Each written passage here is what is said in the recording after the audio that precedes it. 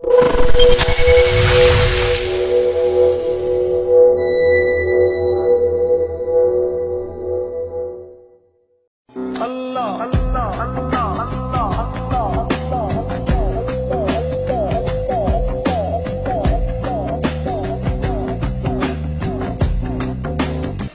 تعالیٰ کے 99 نام ہیں،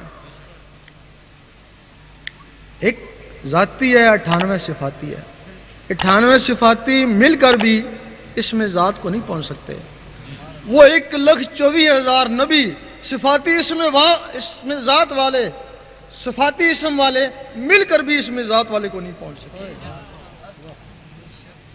موسیٰ علیہ السلام نے کہا اے اللہ دیدار دے، جواب آیا تاب نہیں ہے۔ کہنے لگے کسی میں تاب ہوگی، جواب آیا ایک میرا حبیب اور اس کی امت۔ تو موسیٰ علیہ السلام کو جلال آ گیا، میں نبی ہو کے امتی کے برابر نہیں، جلوہ دے دیکھی جائے گی۔ جلوہ پڑا، موسیٰ علیہ السلام بے ہوش ہو گئے، کیونکہ موسیٰ علیہ السلام یا رحمانوں کا صفاتی اسم کا ذکر کرتے تھے، اور ان کے جسم میں جو نور آیا وہ بھی صفاتی نور آیا۔ اور کیا وجہ ہے کہ موسیٰ علیہ السلام اس دنیا میں کوتور میں بیہوش ہوئے اور حضور پاک سامنے جا کے مسکرا رہے ہیں۔ موسیٰ علیہ السلام کے جسم میں یا رحمانوں کا صفاتی نور تھا، وہ ذات کی تاب نہ لا سکا، اور حضور پاک کے جسم میں اس میں ذات کا ذاتی نور تھا، ذات کے سامنے مسکرایا، اور حضور پاک کے طفیل وہ اسم اس امت کو ملا، تب اس کو فضیلت ہوئی، اور امت اس سے ڈرتی ہے یا محروم ہے۔ بنی اسرائیل کے نبی رشک کرتے ہیں اس امت کے اوپر، وہ دیدار کو ترستے ہیں، یہ کہتے ہیں ہم دیدار کرتے ہیں۔ اگر ان کو فضیلت ہے تو اس میں ذات سے ہے۔ حضرت ابراہیم بن ادم فرماتے ہیں میں نے 70 مرتبہ اللہ کا دیدار کیا ہے۔ حضرت امام ابو حنیفہ فرماتے ہیں میں نے 99 دفعہ اللہ کو دیکھا ہے۔ سلطان صاحب فرماتے ہیں ادھر دیکھتا ہوں مخلوق نظر آتی ہے، اوپر دیکھتا ہوں اللہ نظر آتا ہے۔ یہ اس میں ذات کسی نبی کو نہیں ملا تو حضور پاک کو ملا۔ حضور پاک کے بعد 9 صحابہ کرام کو ملا جنہوں نے اس کو پھیلایا۔ یہ چشتی، نقشبندی، قادری اسی میں سے آتے ہیں۔ پہلے 9 تھے، اب 4 رہ گئے، 4 بھی ایک کٹ گیا، سہروردی 3 رہ گیا اب۔ اچھا، پھر 9 صحابہ سے پھر ان 12 اماموں کو جو وقت کے غوث تھے اجتماعی طور پہ پھر ان کو دے دیا گیا، پھر انہوں نے اس کو پھیلایا۔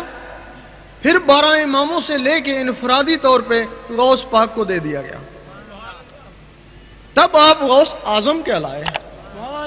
اب پھر غوث پاک کو حکم ہوا ہے کہ اب تم اس کو آگے پھیلاؤ۔ اب پھر غوث پاک نے پھر ولیوں کو پھیلانا شروع کر دیا۔ اب جو اس میں ذات غوث پاک کے پاس ہے، آپ کو کہیں سے بھی حاصل ہو جائے سمجھیں کہ آپ غوث پاک سے ہی آپ کو اس میں ذات حاصل ہوا۔ سبحان اللہ۔ پھر جب یہ ولیوں تک پہنچا، ان کے سینوں تک پہنچا، پھر اس کے بعد یہ بگڑنا بھی شروع ہو گیا۔ بگڑا کیسے؟ ولی تھا، اس میں ذات لے کے آیا، لوگوں کو اس میں ذات سکھایا، قلب کا اس میں ذات سکھایا۔ جب وہ دنیا سے چلا گیا اس کا بیٹا ولی بن کے بیٹھ گیا۔ ولایت وراثت نہیں تھی، اگر وراثت ہوتی تو نبوت ہوتی نا، بے شک بھئی نبوت ہوتی نا، وراثت، نبوت اعلیٰ مقام ہے نا ولایت سے۔ اگر نبوت وراثت نہیں ہے تو ولایت کیسے وراثت ہو سکتی ہے؟ اگر نبی کا بیٹا نبی نہیں ہو سکتا تو ولی کا بیٹا ولی کیسے ہو سکتا؟ واہ سبحان اللہ۔ پھر کیا ہوا؟ پھر اس کا بیٹا وہ ولی بن کے بیٹھ گیا، وہ صدیوں سے یہ رسم چلنا شروع ہو گئی۔ ہو سکتا ہے ان میں کوئی ایک آدھ ولی آ بھی جائے، لیکن ان کی ساری اولاد ولی تو نہیں ہو سکتی ہے نا۔ اب ہمارے لوگ ان گئے، جا کے بیعت ہونا شروع ہو گئے، جا کے پوچھا، کچھ سنا تھا کہ قلب کا بھی معاملہ ہوتا ہے۔ کہنے لگے یہ تو بڑا مشکل کام ہے، جنگلوں میں جانا پڑتا ہے، یہ تو بڑا جلالی ہے، تو پاگل ہو جائے گا، کیا تو جنگل میں جائے گا؟ بہتر ہے کہ تو وہ شجرہ شریف پڑھ لیا کر، اللہ، ہاں بس اسی سے رب تجھ پہ راضی ہو جائے گا۔ وہ بیچارہ ساری عمر شجرہ شریف پڑھتا رہا۔ شجرہ شریف سے صرف شناخت ہوئی نا کہ اس ولی کی کس سے نسبت ہے، اور تو اس میں کچھ نہیں ہے نا، واہ واہ واہ، صرف شناخت ہی نا۔ وہ شجرہ شریف پڑھتا رہا، آخر میں اس نے بھی گھر میں وہ رکھ دیا ایک طرف۔ پھر آگے ہمارے عامل تھے، انہوں نے دیکھا یہ خالی پیلی گدی نشین سے زیادہ نشین، اگر یہ بیعت کر سکتے ہیں تو ہم بیعت نہیں کر سکتے۔ وہ ہمارے تعویذ لکھنے والے، انہوں نے بیعت کرنا شروع کر دی۔ جب بیعت کرنا شروع کر دی تو مریدوں نے کہا بھئی اب قلب کا سلسلہ، انہوں نے کہا بس یہ ہے کہ خلق خدا کو راضی رکھو، ان کو فیض پہنچاؤ اور یہ تعویذ لکھ کے ان کو دو، بس اسی میں اللہ مل جائے گا۔ وہ بھی تعویذ لکھنا شروع ہو گئے۔ خیال اب ادھر چلا گیا نا تعویذوں کی طرف، ان کا خیال شجرے کی طرف چلا گیا نا، وہ اللہ کو بھول ہی گئے نا۔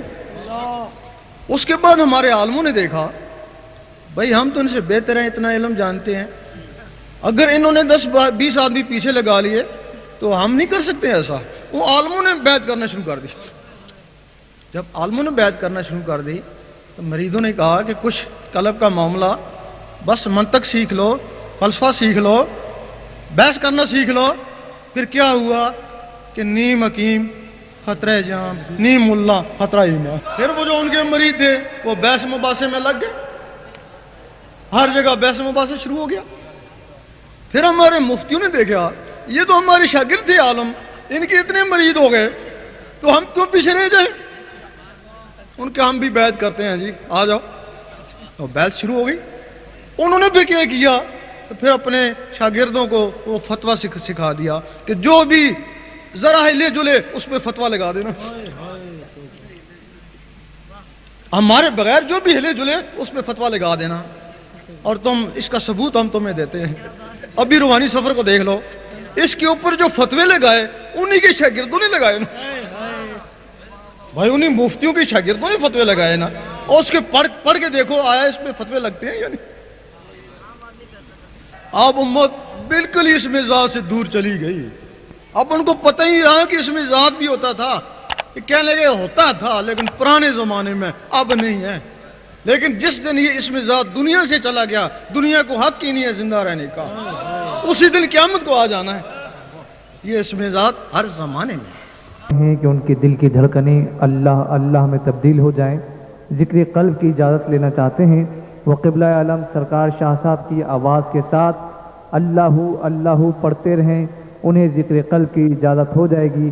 اللہ اللہ اللہ اللہ اللہ اللہ اللہ اللہ اللہ اللہ اللہ لا الہ الا اللہ۔ اب تمام حضرات جو نئے آئے ہیں ان کو اجازت ہے، ذکر قلب ہے، وہ چلتے پھرتے اٹھتے بیٹھتے دل کی دھڑکنوں کے ساتھ اللہ کا ذکر کرنے کی کوشش